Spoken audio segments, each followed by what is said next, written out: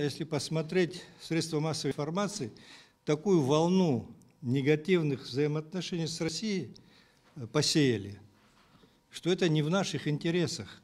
А ситуация, между прочим, нужно ее смотреть в общем контексте, вообще во взаимосвязи того, что происходит в мире сегодня. А вы видите, что взаимоотношения России и Грузии меняются. Туннель собираются строить, связать Россию с Грузией, расширяют в Верхнем Ларсе пропускные возможности. Эти аргументы очень важны, если вы хотите смотреть картину в целом. Поэтому давайте будем исходить из интересов страны нашей.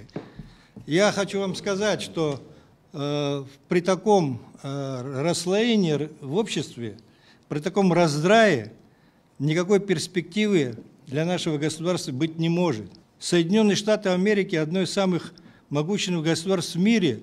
Там такое внутреннее противостояние, что они теряют свое влияние в мире из-за этого. А у нас такого потенциала нету, мы все потеряем при таких взаимоотношениях, которые у нас сегодня в стране есть. Давайте думать, давайте обсуждать вместе и в первую очередь думать о судьбе, как сохранить наше государство в этом меняющемся мире. Сегодня то, что происходит на Украине, однозначно нам показывает, что мир будет другим.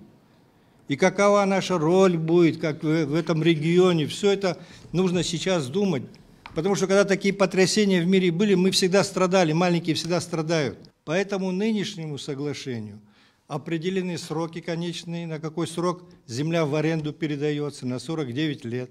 Дальше наши дети, потомки наши будут решать, какие отношения с Россией будут через 49 лет. Мы не знаем. Есть возможность пересмотреть его.